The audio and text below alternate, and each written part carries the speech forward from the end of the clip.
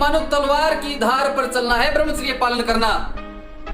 और कठिन कार्य को करने की सामान्य व्यक्ति तो सोचते भी नहीं, फिर भी आप कोई सामान्य नहीं हो। अरे आप ब्रह्मचर्य पालन करने की सोच तो रहे हो।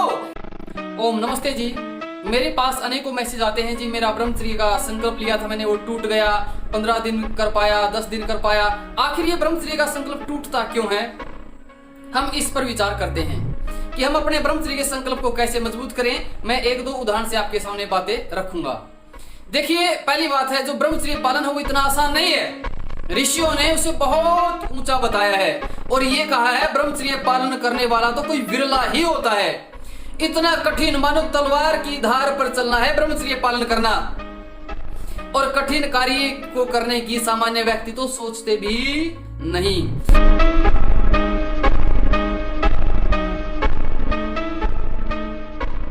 तो इसलिए यदि आपका ब्रह्मचर्य संकल्प टूट रहा है, फिर भी आप कोई सामान्य नहीं हो। अरे आप ब्रह्मचर्य पालन करने की सोच तो रहे हो, नहीं कर पा रहे एक अलग बात है, लेकिन ब्रह्मचर्य पालन करने की सोचना भी एक बहुत ऊंची और बहुत बड़ी बात है। लेकिन इसके साथ यदि संकल्प टूटता है तो हिम्मत नहीं हारनी है। कहते ना कि घायल तो यहां हर एक परिंदा है, घायल तो यहां हर एक परिंदा है, मगर जो फिर से उड़ सका वही तो जिंदा है।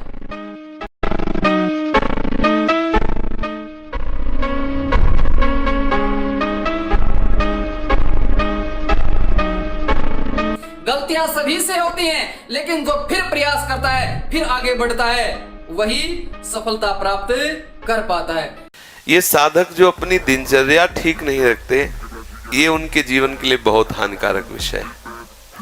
हमारे लिए जितना नाम जप आवश्यक है, उतना ही प्राणायाम आवश्यक है, उतना ही व्यायाम आवश्यक है।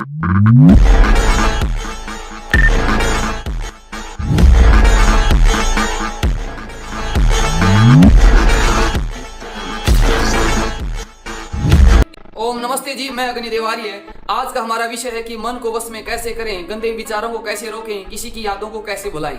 आज इस वीडियो में मैं वेदों के, ऋषियों के प्रमाण दूंगा और आपको आश्चर्य होगा कि मन को वश में करना तो कितना सरल है और बिना जाने बिना जानकारी के आज तक हम कैसे दुखी होते रहे। तो सबसे पहले हम विचार करते कि मन है क्या। कहते मन आत्मा का एक साधन है और आत्मा मन के द्वारा ही इच्छित क्रियाएं करती है। कहते जब आत्मा मन से जुड़ती है, मन इंद्रियों से जुड़ता है, आत्मा मन से जुड़ी, मन इंद्रियों से जुड़ा और इंद्रियों का विषयों से संपर्क होने पर हमें कोई विशेष ज्ञान होता, विशेष जानकारी होती है। कहते ये मन है ना, इसके बिना कोई भी काम नहीं होता, मन के बिना कोई भी कार्य नहीं होता। और यही कारण होता है कि मन से संपर्क न होने पर, जब मन से संपर्क न हो तो हम देखते हुए भी नहीं देखते और सुनते हुए भी नहीं सुनते।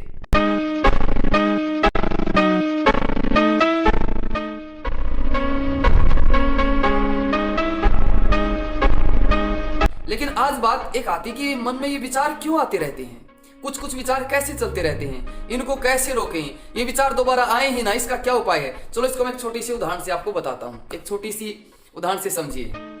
देखिए, मान लीजिए आपके घर कोई व्यक्ति आए, व्यक्ति बड़ा निकम्मा है, दुष्ट है, और आपके घर का जो दरवाजा है वो गेट बंद है। ठीक है, व्यक्ति ने आकर के दरवाजा खटखटाया।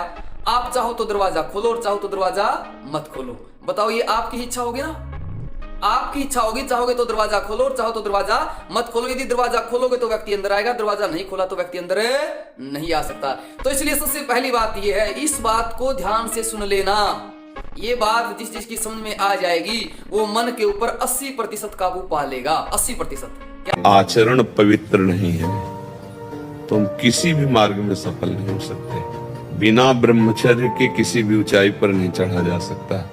हमारे हाथ जोड़ के प्रार्थना है, इन बच्चों में से अगर कोई ब्रह्मचर्य छीन करने वाली कोई ऐसी क्रिया करता हो तो आज छोड़ दो, संकोच नहीं करना।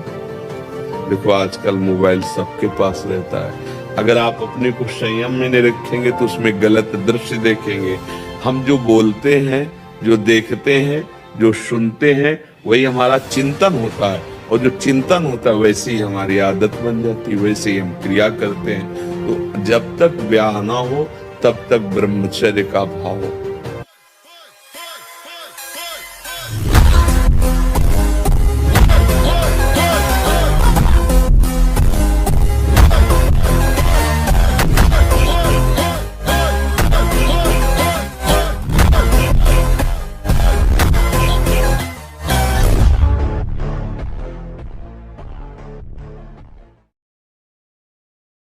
ओम नमस्ते जी, मैं अग्निदेव आर्य। आज का हमारा विषय है कि मन को वश में कैसे करें, गंदे विचारों को कैसे रोकें, किसी की यादों को कैसे भुलाएं। आज इस वीडियो में मैं वेदों के ऋषियों के प्रमाण दूंगा और आपको आश्चर्य होगा कि मन को वश में करना तो कितना सरल है और बिना जाने बिना जानकारी के आज तक हम कैसे दुखी होते रहे। तो सबसे पहले हम विचार करते कि मन है क्या। कहते मन आत्मा का एक साधन है और आत्मा मन के द्वारा ही इच्छित क्रियाएं करती है। कहते जब आत्मा मन से जुड़ती है, मन इंद्रियों से जुड़ता है, आत्मा मन से जुड़ी, मन इंद्रियों से जुड़ा और इंद्रियों का विषयों से संपर्क होने पर हमें कोई विशेष ज्ञान होता, विशेष जानकारी होती है। कहते ये मन है ना, इसके बिना कोई भी काम नहीं होता, मन के बिना कोई भी कार्य नहीं होता। और यही कारण होता है कि मन से संपर्क न होने पर, जब मन से संपर्क न हो तो हम देखते हुए भी नहीं देखते और सुनते हुए भी नहीं सुनते।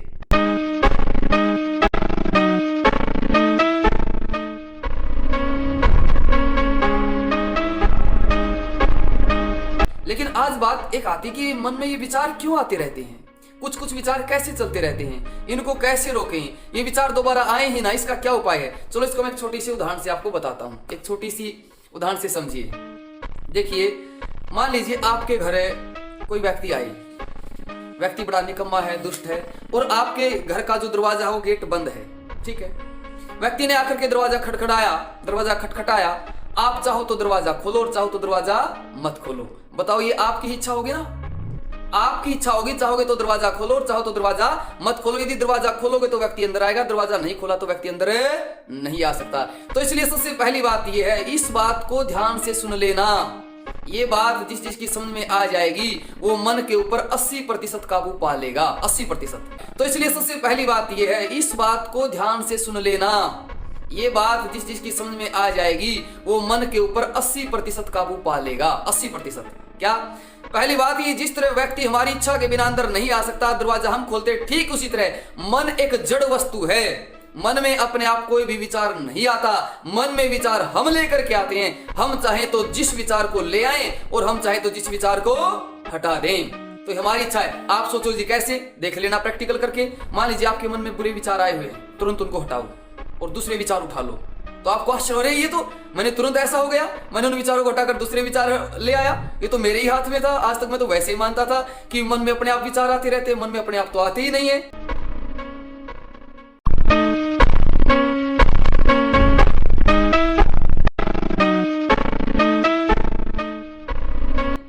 फिर अगली बात कहता जी, ठीक है मन में गंदे विचार आ भी जाएं, जैसे कि हम यदि दरवाजा खोल दें और व्यक्ति अंदर आ भी जाए, ठीक है, तो कहते जी एक बार मान लीजिए गंदे विचार अंदर आ भी जाएं, तो फिर ये बार बार क्यों आते हैं, बार बार क्यों आते हैं, इसकी सुनो। वो दुष्ट व्यक्ति आपके बाहर खटखटा रहा था दरवाजा, आपने दरवाजा खोल दिया, व्यक्ति अंदर आ गया। अब व्यक्ति की आपने खूब सेवा करनी शुरू कर दी, खूब मान सम्मान शुरू कर दिया। बताओ वो व्यक्ति आपके घर दोबारा आएगा कि नहीं आएगा? आएगा कि नहीं आएगा? जब उसका मान सम्मान करोगे तो आएगा वो। तो ठीक इसी तरह जब आपके मन में गंदे विचार आए और आपने गंदे विचारों में आनंद लेना शुरू कर दिया, उन गंदे विचारों में खो गए, उन्हीं विचारों में सुख ढूंढने लगे, और फिर क्या हुआ, वो गंदे विचार फिर आएंगे। तो इसलिए यदि आप गंदे विचारों में आनंद लेना शुरू करोगे तो वो विचार दोबारा आएंगे। तो फिर क्या करें? जो व्यक्ति दुष्ट व्यक्ति अंदर आ गया है, यदि आप उसका अपमान करो, उसका तिरस्कार करो, क्या वो व्यक्ति दोबारा आएगा? जब तक हमारे मन को विषय भोग का आधार नहीं होगा तब तक हमारे ब्रह्मचर्य पे फर्क नहीं पड़ेगा लिखित, क्योंकि अपने लोगों का जीवन वही रहा है ना। हमारे इंद्री को संयोग जनित कोई क्रिया, कोई व्यक्ति, कोई स्थान जब तक आधार नहीं मिलेगा तब तक वो हमें नष्ट नहीं कर सकते, क्योंकि संसारिक पुरुष उसका चिंतन करके विकल हो जाएगा, लेकिन उपासक का क्रास चिंतन चलता रहता है। उपासक तो वही है जिसका प्रधान भगवत चिंतन है, और रपट गया तो विषय चिंतन में जाता है, तो क्रास चिंतन होता है। इसलिए वो इतना बलवान चिंतन नहीं कि उसको भ्रष्ट कर सके, पक्का समझ लेना। सबके हृदय में ऐसा क्रास चिंतन होता है, वो काटता रहता है। विकार जो है वो हमारे भजन को काटता रहता है, तो भजन जो है विकार पर हावी रहता है, दोनों का युद्ध चलता रहता है, एक दिन विजय हो जाती है। पर ब्रह्मचर्य पे फर्क नहीं पड़ता, क्योंकि एकाग्रता पूर्वक जिस विषय का चिंतन किया जाता है उसका हमारे हृदय पर प्रभाव पड़ता है। अब एक साल ब्रह्मचर्य कर देखिए, नमक रोटी खाइए आप, और आपसे अगर कोई हाथ मिला ले तो उनसे बात करो। एक साल केवल आप ब्रह्मचर्य रहिए, व्यायाम संयम से रहिए, आपसे कोई हाथ मिला ले तो बताओ, चाहे देवढ़ा को आप उठा के पटक देंगे, क्योंकि ब्रह्मचर्य का